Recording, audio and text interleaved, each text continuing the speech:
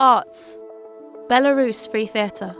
Belarus and the UK. Founded in 2005 by Nikolai Kaletsin and Natalia Koliada as a direct challenge to their country's authoritarian regime, Belarus Free Theatre have gone on to win international acclaim for their firebrand politics and unflinching commitment to freedom.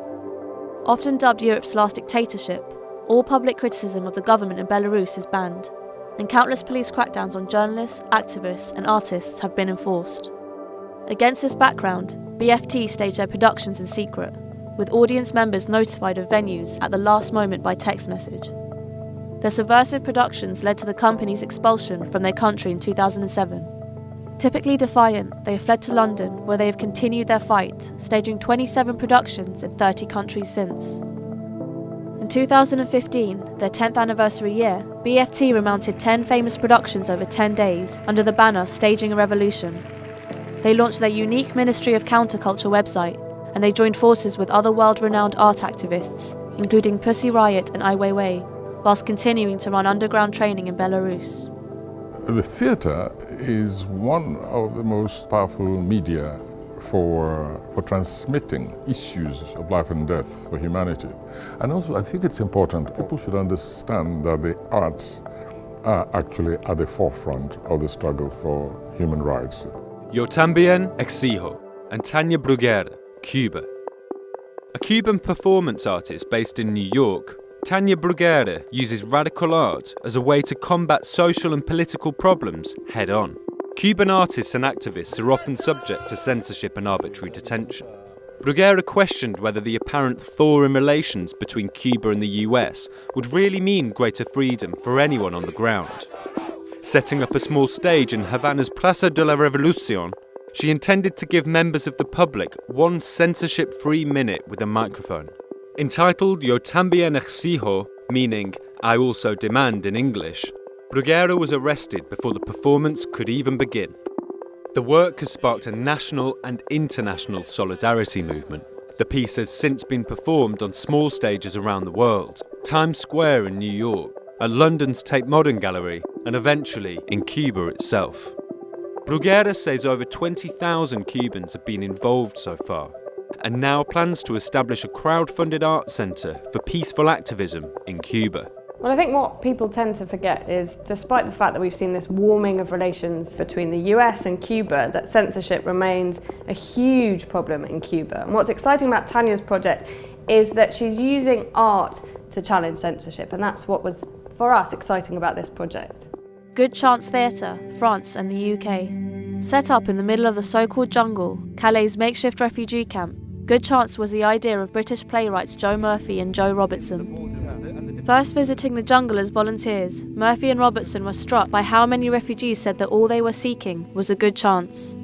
The young men decided to build a small temporary space, a kind of theatre, where people who have trekked across Europe, often fleeing persecution and war, could come to express themselves safely and openly, sharing music, dance, stories and performance.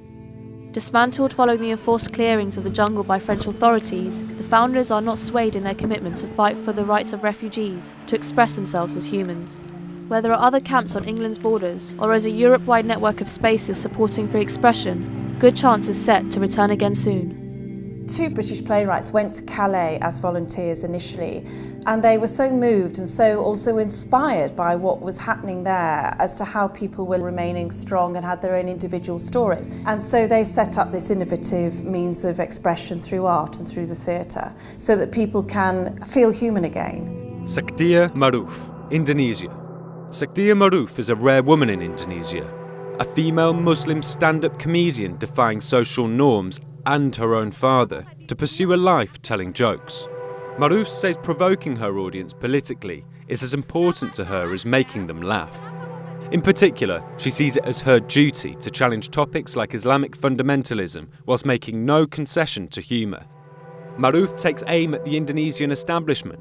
Her routines touch on degrading virginity tests for women and laws that dictate how women should sit on a motorcycle but ban dancing in public.